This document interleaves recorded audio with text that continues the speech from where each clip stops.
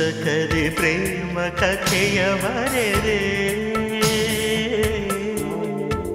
ತಂದೆ ಹೊಸ